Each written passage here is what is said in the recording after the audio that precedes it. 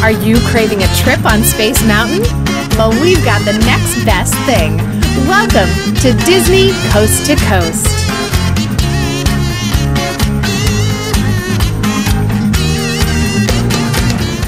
Hey folks, and welcome to Disney Coast to Coast, the ultimate unofficial Disney fan podcast. I'm Jeff DePaoli, and welcome to the House of Mouse headlines for the week of October 25th, 2020, brought to you by LaughingPlace.com, your up-to-date resource for the latest Disney news every day of the week. In this week's news, another part of Disney California Adventure is set to open to guests, a new Disney Parks collection that benefits charity, an official green light for a Willow series, and more. So let's get to it. Hear the latest news from the Walt Disney Company in today's House of Mouse headlines. First up this week is some sad news as Disney legend Marge Champion has passed away at the age of 101. Champion is best known in the Disney fan community as the live-action reference model for Snow White in Walt Disney's first full-length animated feature, as well as the Blue Fairy in Pinocchio, Hyacinth Hippo in Fantasia, and Mr. Stork in Dumbo. However, she also had roles in Showboat, Everything I Have Is Yours, and many other films. Marge Champion was named a Disney legend in 2007. Our thoughts are with Marge's family, friends, and fans during this time. After weeks of back and forth between theme park operators and the government of California, this week the state announced guidelines for reopening theme parks. Unfortunately for fans, these policies all but cement the fact that it will be a long while before they get to ride their favorite attractions. Although the new guidelines allow for smaller parks to reopen in Tier 3, aka the orange tier, larger parks such as Disneyland, Universal Studios, and others will need to wait until their respective counties enter Tier 4, or the yellow tier. To achieve this, the county would need to have fewer than one new daily COVID case per 100,000, with a positivity rate of less than 2%. For context, Orange County is currently in the Tier 2 red tier. When counties do reach Tier 4, parks can reopen at 25% capacity, but must utilize a ticket reservation system and, of course, a number of safety measures. The news was not well received by Disneyland officials or Anaheim city leaders. In fact, Disneyland Resort President Ken Potrock released a statement saying, quote, "We have proven that we can responsibly reopen with science-based health and safety protocols strictly enforced at our theme park properties around the world." Nevertheless, the state of California continues to ignore this fact, instead mandating arbitrary guidelines that it knows are unworkable and that holds us to a standard vastly different from other reopened businesses and state-operated facilities. Together with our labor unions, we want to get people back to work, but these state guidelines will keep us shuttered for the foreseeable future, forcing thousands more people out of work, leading the inevitable closure of small family-owned businesses, and irreparably devastating the Anaheim/Southern California community." End quote. At this time, it is said that Disneyland and other parks are considering next steps that can be taken, although there is no firm news on that front. In other words, stay tuned. With the Disneyland Resort theme parks remaining shuttered, it seems as though two popular shows are coming to a close. According to the OC Register, end-of-run notices have been sent to the performers in Mickey and the Magical Map at Disneyland Park and Frozen at Disney California Adventure. It should be noted that it's possible that the shows could be revived down the road, although it's equally possible that they've seen their last performances. In either case, hopefully these talented performers will be able to find other gigs in this new normal.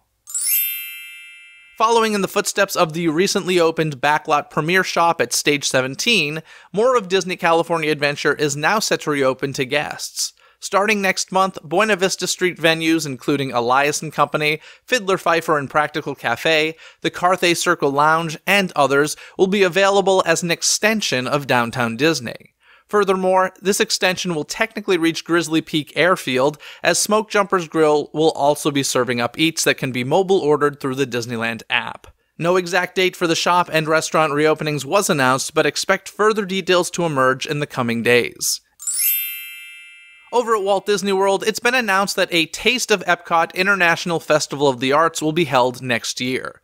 As the name implies, this will be a slightly scaled-down version of the fan-favorite festival that will feature more than 15 food studios serving culinary art, brilliant and diverse work of Disney and other invited artists on display in marketplaces encircling World Showcase Lagoon, an artful scavenger hunt featuring Figment, and much more. Naturally, there will also be plenty of festival-exclusive merchandise up for grabs as well. The 2021 Taste of Epcot International Festival of the Arts will kick off on January 8th and run through February 22nd. Next year will mark the 50th anniversary of Walt Disney World. As part of the celebration, Florida residents will soon be able to purchase a specialty license plate that features a Walt Disney World design commemorating the resort's milestone anniversary. This marks the first time that an official state-recognized plate will feature a Walt Disney World design.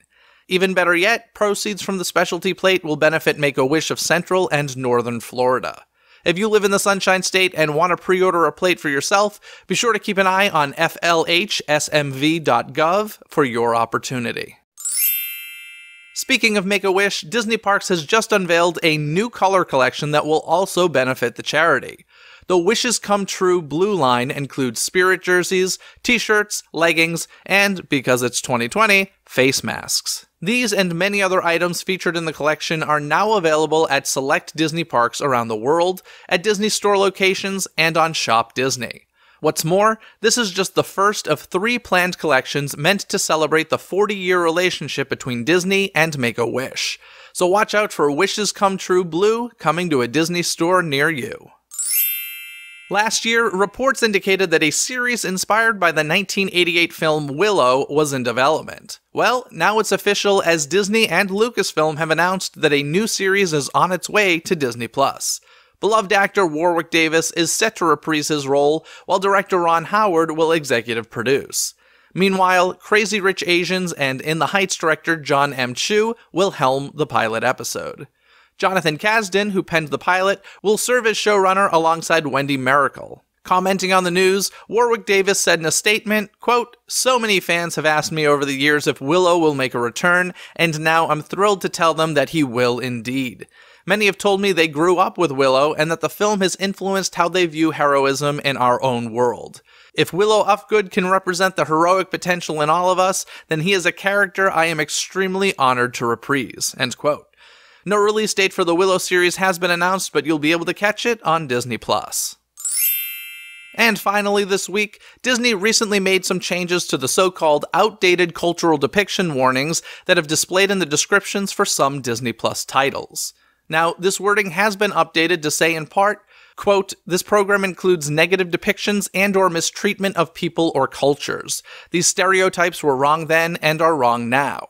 Rather than remove this content, we want to acknowledge its harmful impact, learn from it, and spark conversation to create a more inclusive future together."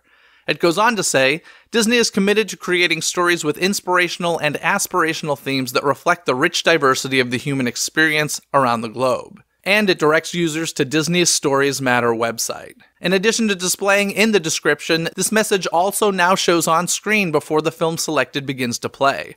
Also notable is that content carrying these warnings is not available to stream on profiles created for children. Some of the films currently carrying this message include Dumbo, The Jungle Book, Lady and the Tramp, Swiss Family Robinson, Aladdin, Peter Pan, and several others. I wonder if this means eventually maybe we'll get Song of the South with a warning like this? Probably not. In any case, for more information on this initiative, visit disney.com/storiesmatter. That's going to do it for the news this week, so let's get to this week's Twitter poll, where I said cast members from Mickey and the Magical Map, as well as Frozen Live at the Hyperion, received end-of-run notices while the parks are still closed. Which will you miss more? Obviously, your options were Mickey and the Magical Map or Frozen. In second place was Frozen Live at the Hyperion with 14%, and the winner is Mickey and the Magical Map with 86% of the vote. Do you agree with these results? Cast your vote in the Twitter poll every week by following Disney CTC on Twitter. That's DIZNEYCTC on Twitter. And folks, if you haven't listened to last Wednesday's episode, be sure to check it out as we discussed the unrealized Scream attraction that Walt Disney Imagineering was working on. True story. And this upcoming Wednesday, I speak with makeup effects artist Tony Gardner, who worked on the extraterrestrial alien encounter and Hocus Pocus, as well as a bunch of other attractions I didn't even know about. The easiest way to make sure you don't miss any of the magic is by subscribing to Disney Coast to Coast on Apple Podcasts, Spotify, or wherever you listen to podcasts. Wherever you search, don't forget, it's Disney with a Z, Coast to Coast. And finally, don't forget that tomorrow, Monday night, is this month's live stream Q&A. You can join in on the fun over at patreon.com/DisneyCTC. That's patreon.com/DIZNEYCTC.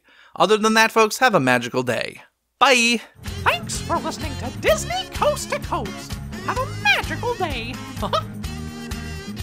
Disney Coast to Coast is produced and hosted by Jeff DePauli. Learn more about the podcast and become a supporter at DisneyCoastToCoast.com.